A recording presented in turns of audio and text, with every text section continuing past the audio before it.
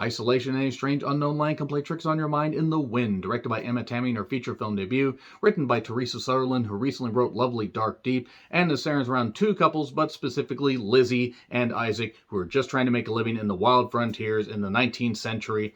And while they're in an isolated area, they have a nice little plot. They have some animals, they have a cabin, a place to live, they can get supplies in a town where they have to basically do 2 days worth of travel, a day there and a day back. So yeah, it's not exactly the days of getting Amazon deliveries because, of course, the 19th century, Amazon wasn't even thought of, besides the wild Amazons somewhere other than this particular area. But it's a bleak landscape that, while pretty, is very, very creepy because there's a lot of wind. Since it's on the plains and everything, this wind just keeps howling and roaring, and the wind is seemingly alive. And Lizzie starts to suspect that there's some dark, sinister force that is coming after her.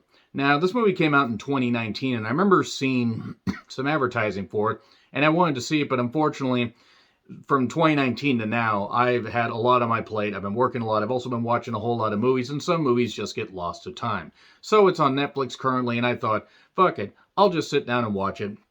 It's just under 90 minutes, so at least it'll be expedient, and hopefully it won't be that dull. This movie reminds me of a mix between The Witch and The Lodge as far as slow burn stuff. More so The Witch, considering that it's taking place in a time period before technology. And it's very, very creepy. The music in particular is haunting. The landscapes, while pretty, very, very haunting. And the performances by Lizzie, Caitlin Gerard, and Isaac, Ashley Zuckerman, they're easily the best performances of the movie, though there is one other couple, and I had to write these names down so I didn't screw it up. Emma, played by Julia Goldani Tellis, and Gideon Dylan McTeague. So other than that, we only get like one other main character, and the movie just builds and builds and builds this tension where you just get a whole lot more creeped out as things go on. And it bounces back between when, they were first interacting with Emma and Gideon, and then also it focuses on how Lizzie and Isaac are trying to overcome the various things that they went through. There is going to be a spoiler section here in a little bit, even though the movie has been out for a few years. But suffice to say, everybody's got a dark backstory, and as things go on, while it is a slow burn, it does give you enough to where you're locked in. And again, at just under 90 minutes, first time, feature film director Emma Tammy really, really nails it as far as pacing. The cinematography is very well done. And while this movie is not for everybody, some people won't like the slow burn aspect, and some people may wonder just exactly what's going on. It is something that makes you interpret things as you see fit, while also giving you enough stuff to where, oh, okay, that's why this stuff's happening. It could be due to the isolation. It could be due to personal loss. It could be due to the fact that people just go goddamn nuts being out in an area that they're unfamiliar with. And when you have that level of isolation and you only get to interact with a couple particular people, sometimes it gets a little jarring. And actually it's kind of, relevant for this current time, even though things are getting a little bit back to normal due to the pandemic. This movie's a good thing to revisit because there's only these two couples that interact. And could there be intermingling? Could there be other things going on? Could one couple be a witch? Could there be witches? No, it's not exactly like that. But there's enough layers to peel back on this story that, while not particularly deep, has enough of a good narrative and good performances. I would say Caitlin Gerard actually is a standout of this particular movie. But it comes from IFC Midnight and Soapbox Films, and we basically get, like I said, a couple time periods, and it's around the same time period, but it takes place where, like, okay, this is what happened, and this is what led to this. We start at this point, go back, and then we figure out everything that'll fit together. And is somebody really, really nuts? Is there something going on out there? Could it just be the fact that, they're not supposed to be in this particular land and Mother Nature's fighting back? There are a few ways this thing could go.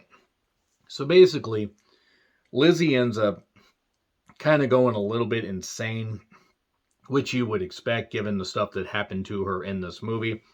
And there's also a few reveals, especially in the third act, even though I think it was pretty obvious what these reveals would be and why everybody was so comfortable with each other.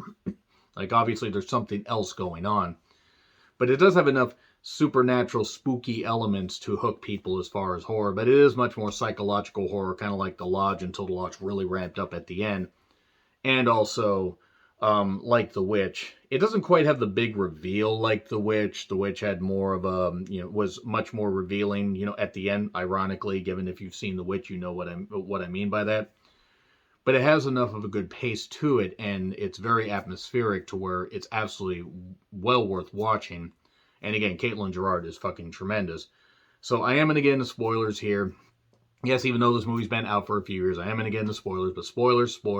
We're going to get to spoilers. It's on Netflix. Spoilers. Okay, so basically Lizzie and Isaac lost their kid. Lizzie starts speaking in German. Apparently she's either German or she's being taken over by something that's making her speak German. Her and Emma kind of form a bond, and Emma has this weird, creepiness about her, but she also suspects that something's coming after her. There are some good moments in this, like wolves chasing down Lizzie and getting her back in her house, some livestock getting killed. It seems like Isaac's character just completely disappears for a while. It's really like the madness is just all captured in a few hours because he's really only gone for a couple of days. But at one point, one of their goats gets killed, and then the goat comes back, and Lizzie decides, I'm going to shoot this thing because it's clearly possessed, or maybe I'm just nuts, who knows. She's talking to Emma, who is with child. She says, this place is wrong, we're not supposed to be here, and now it wants my baby. What wants your baby? What wants your baby? Lizzie's trying to keep it together and trying to help Emma. Emma does end up having the kid, but she ends up also not handling it all that well. Not handling it well at all. Because it turns out that, the kid was stillborn. Lizzie, their kid was stillborn as well. There's a lot of really, really scary stuff about this, and what is the scariest about it is the human spirit, how the human spirit would react to this stuff. And also the fact that it turns out that the husband couldn't get it after, Isaac and Lizzie couldn't conceive. He decided to basically fuck Emma and give Emma a child because he wanted a kid to carry on the legacy. Oh boy. And it was all plot. This was found in a journal that Lizzie found a little bit later. And there, you almost think that Lizzie is a bit of a witch herself, just given some of the stuff that she knows. But it just turns out she's trying to keep this stuff together and help out this couple that lives a mile away from them. Eventually, a reverend does come in, but maybe the reverend is actually the possessed one, or maybe it's just all in Lizzie's head. Who really knows? Because again, it is left open to interpretation. She does run into the reverend near the end of the movie. She says, "Hey, go stay in the Harper's cabin," because by this point, Gideon had moved back to where he was, I think, back to Illinois, and Emma was dead. And she says, stay in the cabin, but don't go out at night. Don't answer the door even for me. They go, and of course he goes out at night. She lets him in, and he says, how could somebody not know that something's out there or whatever? Your husband hasn't seen it? Well, surely Emma saw it. Oh, pity. I've said too much, and it turns out to be this actual demonic force, whatever it is, because there's a whole bunch of graves that they saw on their way to this particular frontier area.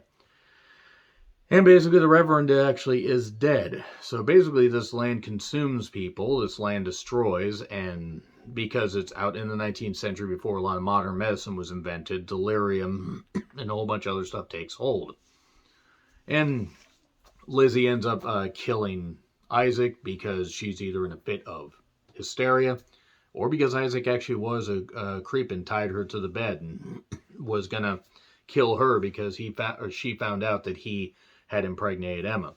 But he gets killed, and now after Lizzie had gotten tossed around, seemingly by a demonic force, she ends up stabbed, and now she basically just seemingly is going to die in a field somewhere. So yeah, you just want to walk out in traffic after watching this movie, but it's quite good. It's not the best thing ever. It is certainly very atmospheric and a slow burn, and I would highly recommend it. So, Absolutely recommend. I'll give it an A minus. I'd say it's pretty damn good.